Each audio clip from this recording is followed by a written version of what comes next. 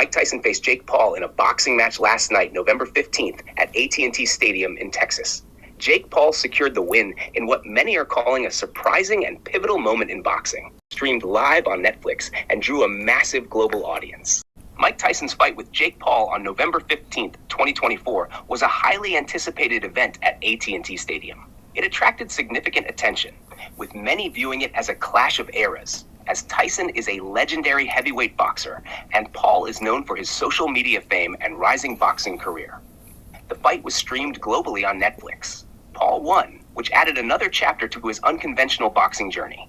Mike Tyson's fight against Jake Paul on November 15th, 2024 was a high-profile event that generated global attention. Tyson, a former heavyweight champion, faced the younger, media-savvy Paul in what many expected to be a battle of experience versus viral fame. The fight, held at AT&T Stadium, ended with Jake Paul securing the win, which raised questions about the future of celebrity boxing. Tyson, now 58, has been involved in exhibition matches, but this was his first major fight in years. It was a major spectacle, drawing huge attention due to Tyson's legendary status and Jake Paul's controversial rise in the boxing world. The event was streamed globally on Netflix and took place at AT&T Stadium. While Tyson was seen as the more experienced fighter, Paul ultimately emerged victorious, adding a new chapter to his growing boxing career. This match further fueled debates about celebrity boxing and Tyson's continued presence in the sport. The Tyson versus Paul fight, held on November 15th, 2024, showcased a clash of boxing worlds. Tyson, known for his destructive power and legacy, faced off with Jake Paul, who has risen rapidly through celebrity boxing. Despite Tyson's experience, Paul won the match, adding to his unbeaten record. The event, streamed globally on Netflix, highlighted the evolving nature of boxing, blending entertainment with sport. The fight has sparked discussions about the legitimacy and future of celebrity boxing in mainstream sports. Both fighters are set to earn significant paydays. Jake Paul, who has previously mentioned aiming to earn around $40 million from this fight, is expected to make a substantial portion of the total fight purse, which is around $80 million. Tyson, despite his long absence from the ring, is projected to earn about $20 million for the event. Tyson's decision to take on Jake Paul, despite the significant age gap, likely stems from a combination of factors, rather than purely financial need. Tyson has made millions throughout his career, and he has been involved in business ventures, including cannabis and entertainment. However, the large payday, which is expected to be around $20 million, certainly makes it an appealing opportunity.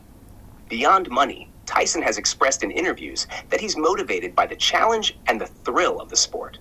His comeback to boxing, starting with his exhibition match against Roy Jones Jr. in 2020, was partially about proving to himself that he still had the drive and the ability to compete. This fight against Paul could be seen as a way for Tyson to prove his relevance in the sport, especially considering Paul's rising profile and his provocative approach to boxing. Tyson also seems to enjoy the public attention that comes with big events like this. As a former champion, fighting Paul brings him back into the media spotlight and allows him to continue his legacy in a new, unconventional way. The combination of a significant payday and the chance to maintain his public image makes this fight more than just a financial decision for Tyson. After his loss to Jake Paul on November 15, 2024, Mike Tyson has made it clear that he's not ready to retire. While acknowledging his age and the fight's lackluster performance, he hinted that he may continue in the ring. Tyson teased a potential fight with Logan Paul, Jake's brother, and mentioned that future opportunities would depend on the situation. It appears that Tyson is still driven by the sport, even after facing the challenges that come with aging. Mike Tyson lost to Jake Paul in their 8-round fight on November 15, 2024, but there was no knockout. The fight wasn't particularly eventful, with only a few strong punches landed throughout. Tyson, at 58 years old, showed signs of his age, and the match ended with Paul securing the win on points.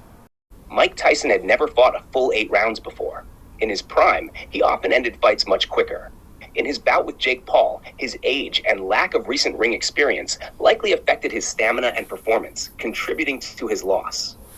The extended rounds may have tested Tyson's endurance, especially against a younger, more active opponent like Paul. Tyson's slower pace and fewer striking opportunities reflected the challenges he faced over the 8 rounds.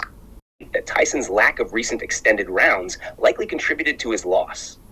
As a boxer known for his knockout power, Tyson often ended fights quickly, and the 8-round format could have tested his endurance. It's possible that Paul's consistent pressure and youth played a role in Tyson's slower pace, highlighting the challenges Tyson faced against a younger, more active opponent. The experience of managing stamina over 8 rounds might have ultimately affected Tyson's ability to perform at his peak. Mike Tyson's loss to Jake Paul marked a tough challenge for the 58-year-old boxing legend. Tyson, known for his explosive knockout power, hasn't fought in extended bouts like this in recent years, which likely affected his endurance. The 8-round format, combined with Tyson's age, showed the difficulties of keeping up with a younger, more active fighter like Paul. Tyson had not fought a full 8 rounds in his prime, which likely contributed to his slower pace and reduced impact in this match. Mike Tyson wasn't badly beaten up, but his loss to Jake Paul highlighted the challenges of returning to the ring after a long layoff. Tyson's age, lack of extended fight experience, and slower pace contributed to his defeat. Paul, while younger, wasn't overwhelming, but his consistent pressure made it harder for Tyson to gain momentum, leading to a points victory for Paul. Tyson's performance showed that age and time away from competitive fighting can affect even the most legendary fighters. Becoming a trainer could be a great path for Mike Tyson, especially given his wealth of experience in the ring. He has always been known for his powerful and technical style, and as a trainer, he could pass on valuable insights to the next generation of boxers. Tyson has already shown interest in coaching and mentoring, and moving into training could allow him to stay connected to the sport while avoiding the physical toll of fighting.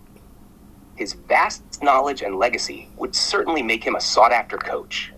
Mike Tyson has lost 6 fights in his career. His first major loss was to Buster Douglas in 1990, a shocking upset that ended Tyson's reign as the undisputed heavyweight champion. Other notable losses came to Evander Holyfield, Lennox Lewis, and Danny Williams. Tyson's final fight was a loss to Kevin McBride in 2005, which led to his temporary retirement from boxing. Despite these losses, Tyson remains one of the most iconic figures in the sport's history. Given Tyson's recent loss and comments about continuing in the sport, it's likely that he may focus on mentorship or training the next generation of boxers. His wealth of experience could serve him well in that role. Tyson has also hinted at possible celebrity bouts, like with Logan Paul, suggesting that while his boxing career may have slowed, his involvement in the sport could continue in a different capacity, either as a trainer or in special exhibitions. Mike Tyson's legacy as a dominant boxer is unquestionable, but his recent losses highlight the tough reality of returning to the ring after years away, especially at his age. His physical limitations now are more apparent, and some believe that stepping away would have preserved his legacy better. However, Tyson's passion for the sport and his interest in continuing to challenge himself, whether in the ring or as a trainer, suggest he's not ready to fully retire just yet. At the weigh-in before his fight with Jake Paul, Mike Tyson slapped Paul, which added some tension to the already heated atmosphere. The altercation was a dramatic moment that built hype leading up to the fight, showcasing Tyson's fiery persona. However, the slap didn't seem to influence the outcome of the match, which ended with Jake Paul winning on points. Mike Tyson slapped Jake Paul at the weigh-in due to the heightened tension and animosity between the two fighters. The moment was part of the intense build-up to their match. The manager's version of events suggests that Mike Tyson slapped Jake Paul after Paul stepped on his foot at the weigh-in. This likely added to the tension and contributed to the fiery interaction, as the two were already on edge leading up to the fight. Tyson's aggressive response could have been a mix of frustration and the buildup of animosity between them. Mike Tyson is known for his larger-than-life persona, and the slap at the weigh-in could have been part of his showmanship. It mirrors his history of dramatic moments, like the infamous incident during his fight with Evander Holyfield, when Tyson bit Holyfield's ear. These actions, though controversial, were part of the spectacle that made Tyson both a feared and entertaining figure in boxing. They helped build the intensity and attention that surrounded his matches. Despite his age, Mike Tyson still brings a lot of excitement and unpredictability to the sport. His reputation for unpredictable behavior, both in and out of the ring, keeps fans intrigued, even if he's not as fast or powerful as in his prime. Tyson's ability to stir up drama, whether through moments like the Holyfield incident or the slap at the weigh-in, adds a level of anticipation that keeps boxing interesting. He might be older, but he still knows how to captivate an audience. Mike Tyson's health and safety are crucial, especially at his age. Like Sugar Ray Leonard, who retired due to a serious eye injury, Tyson needs to be mindful of the risks involved in continuing to fight. While he still has the charisma and energy to excite fans, stepping away before a serious injury could help preserve his legacy and prevent any long-term damage to his health. Hopefully, he'll make the decision that's best for him in the future. One interesting aspect of Tyson's fight against Jake Paul was the way the media and fans built up expectations for a dramatic showdown, only for the match to end on points rather than in a knockout. Despite his age and reduced fighting ability, Tyson's return to the ring was framed as a way to see if he could still compete at a high level, and the anticipation played a big role in making the event significant. His charisma and unpredictability remained key elements of the spectacle. Viewers watching the Jake Paul-Mike Tyson fight may have heard plenty of debate from announcers as they watched the boxing legend repeatedly bite his glove during the highly anticipated fight. With some speculating the bites were a habit Tyson has shown for years, even during previous boxing matches. Others questioned if there was an issue with his mouthpiece. Tyson settled the debate after the fight Friday, saying he bites when he fights. The comment brought flashbacks to the time the Hall of Famer infamously bit the ear of Evander Holyfield in a 1997 fight.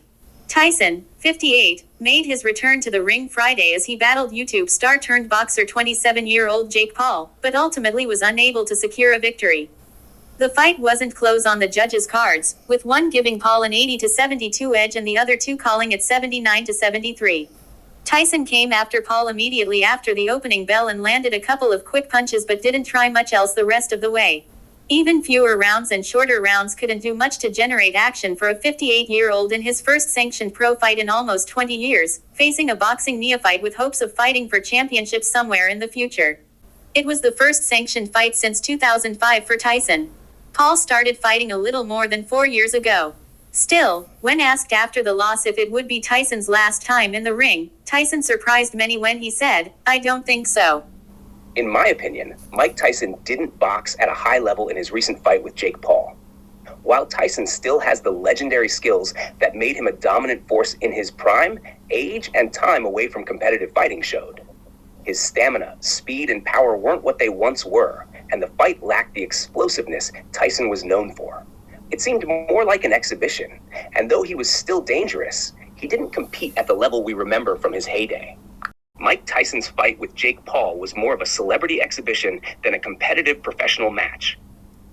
It was a chance for both fighters to entertain fans and create buzz, rather than prove themselves at the highest level. Tyson, while still a legend, wasn't necessarily boxing at the elite level we saw in his prime.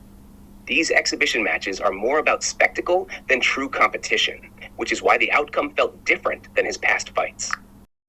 If Jake Paul can beat Mike Tyson, it shows that Tyson may not be able to compete at a high level anymore, especially against a skilled professional boxer.